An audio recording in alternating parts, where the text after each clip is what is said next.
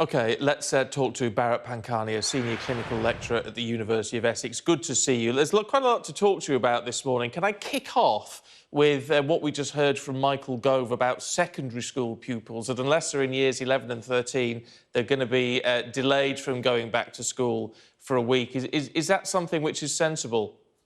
It's very sensible and it needs to be extended a little bit more. And I'm disappointed that it was never implemented earlier on, when many experts were saying we need to do this rather than sweep it under the carpet under the guise of children are not infectious or infectious driving.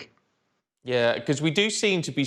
I mean, one of the things with the new variant that we seem to be seeing is actually children becoming more infectious as a result of this new variant.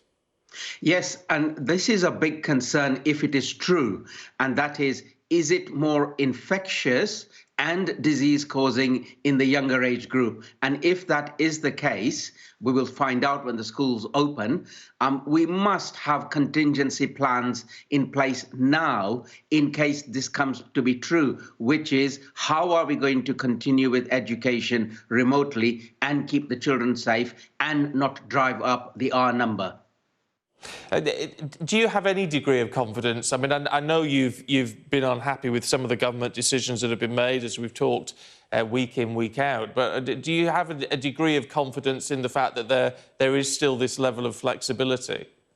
There is the need for more flexibility, because I talk to head teachers every day and they are struggling to keep the schools going, and the teachers are stressed.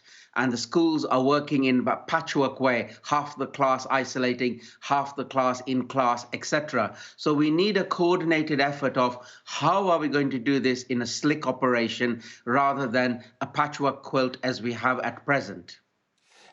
There's lots of talk of hope across Europe with the rollout of the Pfizer-BioNTech vaccine. We're all sort of eagerly anticipating the approval in the hope it happens of the Oxford-AstraZeneca vaccine here.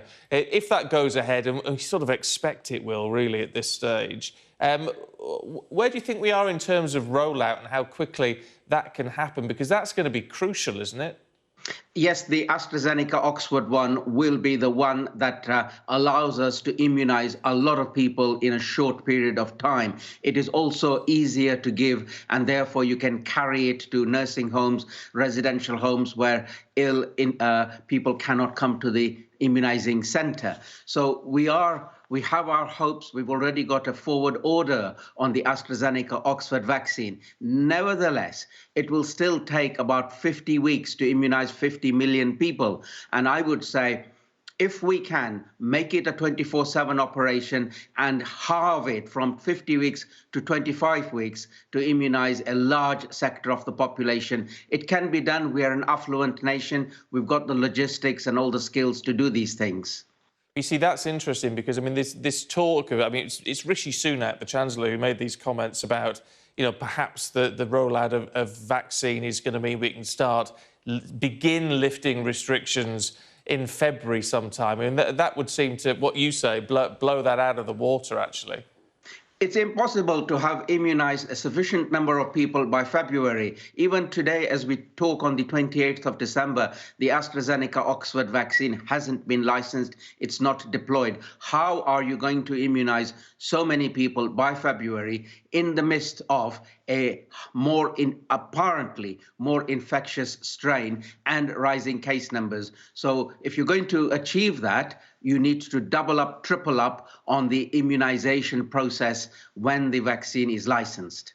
We're almost out of time, but can I ask you about the variant? Because we've got the variant which seems to be sort of UK-based, if you like. We were seeing other variants develop in other parts of the world.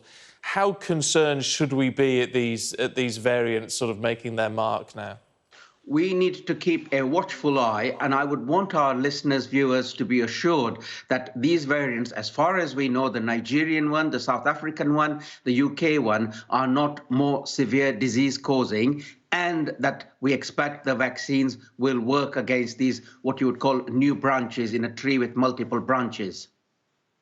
Bharat Pankania, always a pleasure. Thank you. Thank you.